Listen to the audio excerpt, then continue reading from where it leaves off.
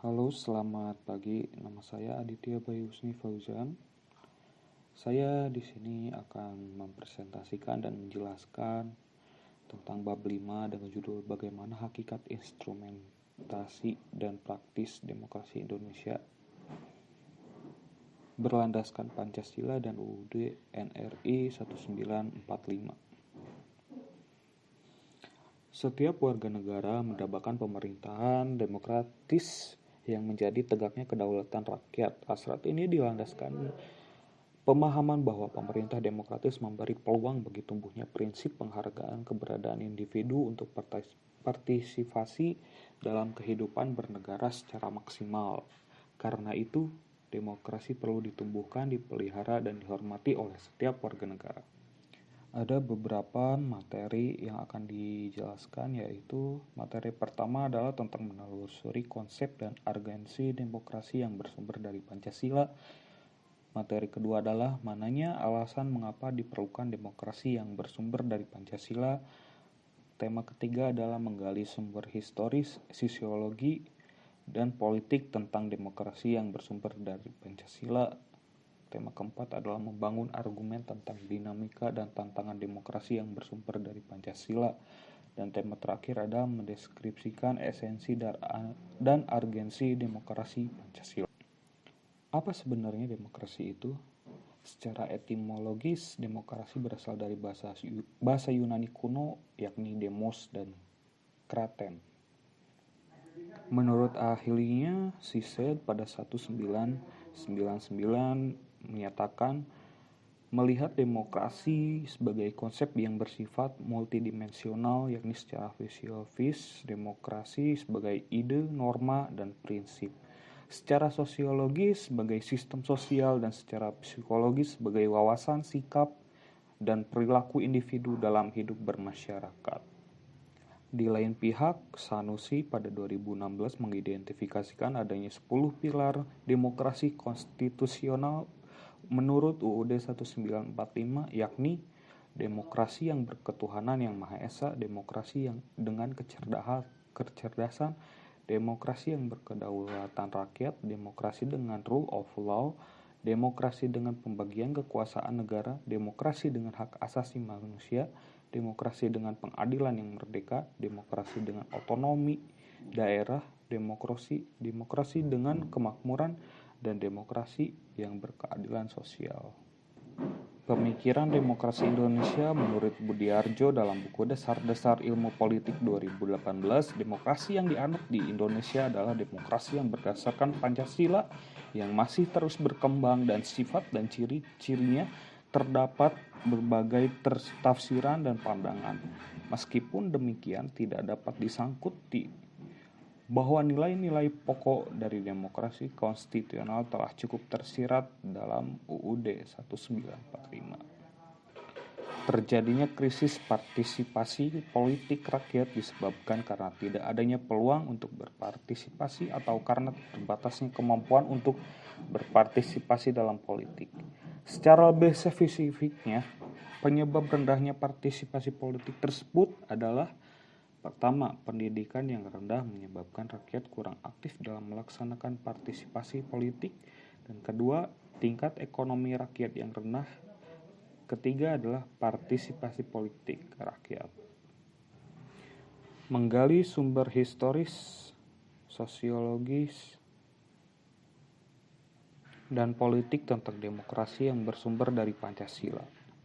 Sebagaimana telah dikemukakan oleh Muhammad Hatta, demokrasi Indonesia bersifat kolektivitas, sudah berakar di dalam pergaulan hidup rakyat. Sebab itu, ia tidak dapat dilenyapkan untuk selama-lamanya. Menurutnya, demokrasi bisa tertindas karena kesalahannya sendiri, tetapi setelah ia mengalami cobaan yang pahit, ia akan muncul kembali dengan penuh keinsyatan. Setidaknya ada 3 sumber yang menghidupkan cita-cita demokrasi dalam kalbu bangsa Indonesia. Pertama, tradisi kolektivitisme dari permusyawaratan desa. Kedua, ajaran Islam yang menurut kebenaran dan keadilan ilahi dalam masyarakat serta persaudaraan antar manusia sebagai makhluk Tuhan. Ketiga adalah paham sosialis Barat yang menarik perhatian para pemimpin pergerakan kebangsaan karena dasar-dasar kemanusiaan yang dibelanya dan menjadi tujuannya. Membangun argumen tentang dinamika dan tantangan demokrasi yang bersumber dari Pancasila. Sepanjang sejarah, Indonesia pernah mengalami dinamika ketatanegaraan seiring dengan berubahnya konstitusi yang dimulai dari berlakunya UUD 1945, Konstitusi RI 1949, UUD 1950, kembali ke UUD 1945, dan akhirnya kita telah berhasil mengamandemen UUD 1945 sebanyak 4 kali. Ihwal postur demokrasi kita dewasa ini dapat kita amati dari fungsi dan peran Lembaga Permusyawaratan dan Perwakilan Rakyat menurut UUD NRI tahun 1945, yakni Majelis Permusyawaratan Rakyat MPR, Dewan Perwakilan Rakyat DPR, dan Dewan Perwakilan Daerah DPR. Untuk memahami dinamika dan tantangan demokrasi kita itu dapat dengan membandingkan aturan dasar dalam naskah asli UUD 1945 dan bagaimana perubahannya berkaitan dengan MPR, DPR, dan DPD. Mendeskripsikan esensi dan urgensi demokrasi Pancasila. Kehidupan demokratis yang bagaimana yang kita kembangkan? Sebagai demokrasi yang berakar pada budaya bangsa, kehidupan demokratis yang kita kembangkan harus mengacu pada landasan ideal Pancasila dan landasan konstitusional UUD NRI tahun 1945. Berikut ini ketengahan 10 pilar demokrasi Pancasila yang dipesankan oleh para pembentuk negara RI sebagaimana diletakkan di dalam UUD NRI tahun 1945. Pilar pertama adalah demokrasi berdasarkan ketuhanan yang Maha Esa dengan maksud esensinya seluk-beluk sistem serta perilaku dalam penyelenggaraan keternegaraan RI harus taat asas konsistensi atau sesuai dengan nilai-nilai dan kaidah-kaidah dasar ketuhanan yang Maha Esa. Pilar kedua adalah demokrasi dengan kecerdasan. Maksud esensinya adalah mengatur dan menyelenggarakan demokrasi menurut UUD 1945 itu bukan dengan kekuatan naluri, kekuatan otot, atau kekuatan massa semata-mata. Pelaksanaan demokrasi itu justru lebih menurut kecerdasan rohaniah, kecerdasan akliyah, kecerdasan rasional, dan kecerdasan emosional. Pilar ketiga adalah demokrasi yang berkedaulatan rakyat. Dengan esensinya, kekuasaan tertinggi ada di tangan rakyat. Secara prinsip, rakyatlah yang memiliki dan memegang kedaulatan itu. Dalam batas-batas tertentu, kedaulatan rakyat itu dipercayakan kepada wakil-wakil rakyat di MPR, DPR, DPD, dan DPRD. Pilar keempat adalah demokrasi dengan rule of law. Dengan esensi yang pertama adalah kekuatan negara RI itu harusnya mengandung, melindungi, serta mengembangkan kebenaran hukum, bukan demokrasi ugal-ugalan, demokrasi dagelan, atau demokrasi manipulatif. Esensi kedua adalah kekuatan negara itu memberikan keadilan hukum, bukan demokrasi yang terbatas pada keadilan formal dan pura-pura. Esensi ketiga adalah kekuasaan negara itu menjamin kepastian hukum, bukan demokrasi yang membiarkan kesemrawutan atau anarki. Esensi yang terakhir adalah kekuatan negara itu mengembangkan manfaat atau kepentingan hukum, serta kedamaian dan pembangunan, bukan demokrasi yang justru mempopulerkan fitnah dan menghujat atau menciptakan keperpecahan, permusuhan, dan kerusakan. Pilar kelima adalah demokrasi dengan pembagian kekuasaan. Dengan esensi demokrasi menurut UUD 1945 bukan saja mengakui kekuasaan negara RI yang tidak terbatas secara hukum, melainkan juga demokrasi itu dikuatkan dengan pembagian kekuasaan negara dan disertakan kepada badan-badan negara yang bertanggung jawab.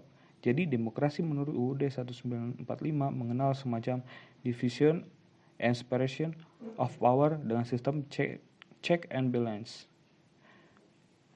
Pilar keenam adalah demokrasi dengan hak asasi manusia. Dengan esensi demokrasi menurut UUD 1945 mengakui hak asasi manusia yang bertujuan bukan saja menghormati hak-hak asasi tersebut, melainkan terlebih-lebih untuk meningkatkan martabat dan derajat manusia seutuhnya. Pilar ketujuh adalah demokrasi dengan pengadilan yang merdeka.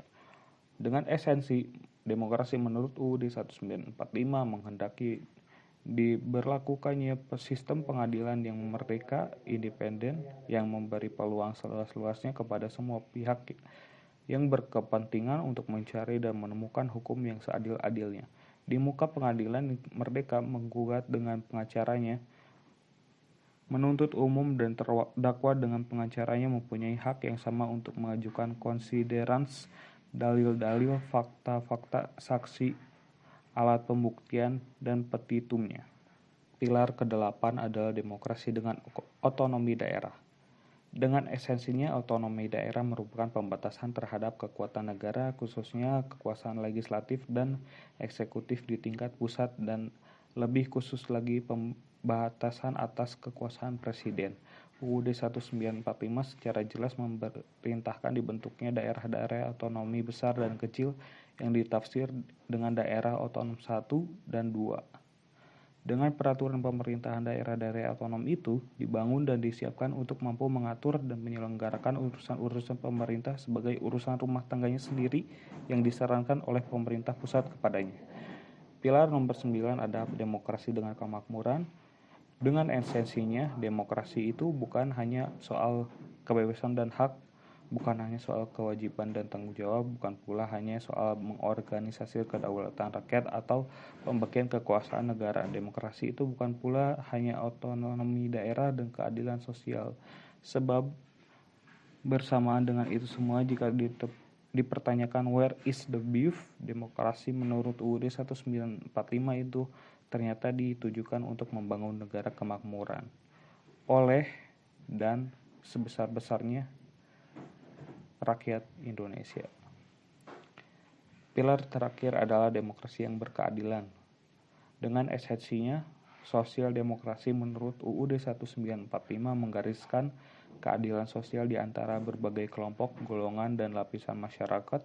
Tidak ada golongan, lapisan, kelompok, satuan, atau organisasi yang menjadi anak emas yang diberi berbagai keistimewaan atau hak-hak khusus. Mengapa kehidupan yang berdemokratis itu penting? Pada hakikatnya, sebuah negara dapat disebut sebagai negara yang demokratis apabila di dalam pemerintahan tersebut rakyat memiliki kesempatan untuk berpartisipasi dalam pembuatan keputusan, memiliki persamaan di muka hukum, dan memperoleh pendapatan yang layak karena terjadi distribusi pendapatan yang adil. Sekian presentasi dari saya. Saya Aditya Bahi Husni Fauzan dengan NIM A1A016044 mengundurkan diri. Assalamualaikum warahmatullahi wabarakatuh.